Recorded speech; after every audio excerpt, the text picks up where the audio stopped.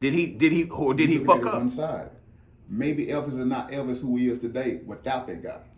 Let's just talk about the facts of what we know. We ain't gonna talk about what coulda. We gonna talk about the facts that we know.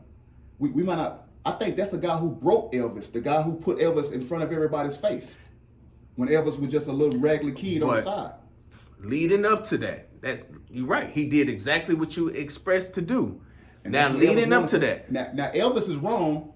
Why not putting somebody to watch him? To watch, you know what I'm saying? Have lawyers watching lawyers so I don't go broke. Like it, it's a now business. now check this out.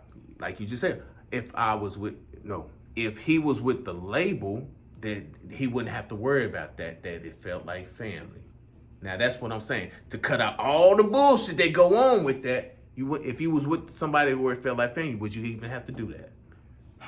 I can still say without him, you don't know who Elvis is.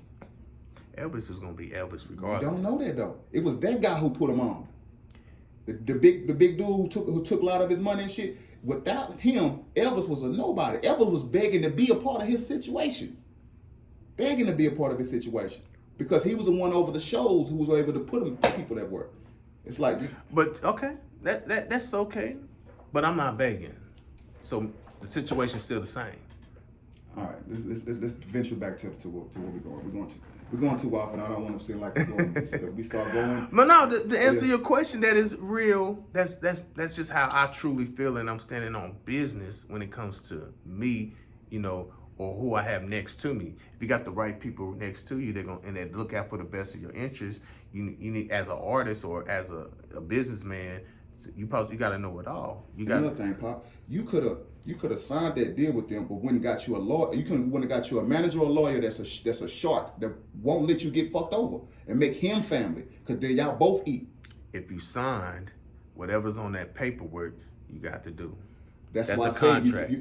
And knowing me, listen. They got to give you the contract and let you look it over. They can't just give you the contract and say sign it right now. But they I didn't know want some to of them they do that. They didn't want me to see that shit. But you could have found you a fucking good lawyer that's gonna be on your side, and that's the person you make family. So where's the problem that when all they had to do was send the contract? It wouldn't have been no issue, no problem, because I would have got to looking at it, boom, boom, boom, boom, and then make my assessment from there. But they didn't want me to see the contract, so fuck it. Yeah, bro, and you also didn't go. You didn't go to the meeting. What's the point? I need to see the contract before I jump on that plane. But that ain't how it goes. That's what I don't think it's how it goes. I don't know, but I don't think that's how it goes. When they say we're gonna send you the contract, they've said they didn't do what they said. Who meets a person want to give them some millions of dollars and never sat down and ate lunch with them, seen them face to face, shook their hand? Who sent contracting money over like that without even? Are you street or do they give you the when you making deals and this that and other? Do you want to see the product before you see the money, right? I ain't gonna show you no money until I see the product. Ain't that part of what they was thinking too? I ain't gonna show you the money until I see the product. They seeked me out, so they already seen the product. I know, but you said they wanted to change you. They was probably want to put you through some what type I'm of saying camp is and try to boost you up a little bit and then see what assess how much was she giving. What I'm saying is this is what I'm saying, bro. This is all that I'm saying. If you say you're gonna do something, do it. All right, let's see what else we got up here. Okay, do you feel like young artists coming up are doing a better job of working together than the generation did? Than our generation did? You think we're more close knit together than the new generation? Bro, we was all scattered too. I mean, everybody. It was cliques. You had your clique, but it wasn't like 4 cliques together. Nah, it was everybody at their own little situation. I mean, how do you want to look at it? You want to look at? I mean, which way you want to look at it? From the industry level to all levels of it. I mean, the only time that I see that is when I see the battle scene. They work together well.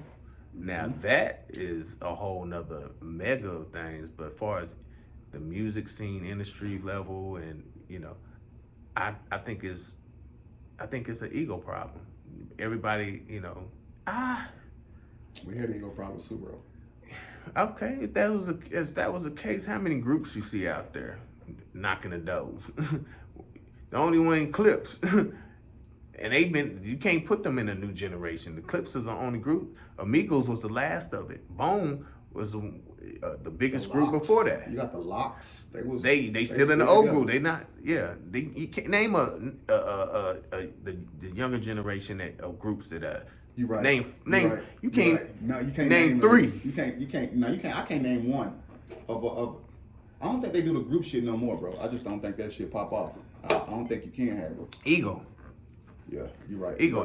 You're right. Everybody that jump on a track together, they think they the best, which is cool. But we was collabing, like we respected they craft. Right now, I mean, this Collaboration and connections. Yeah. Let's see. Bring out stories, who he's worked with, why, and what these moments meant. Let's talk about collabs. Who are some of the artists from the city you actually work with? I think we already went through this one. Twisted Black. Oh, let me let you go.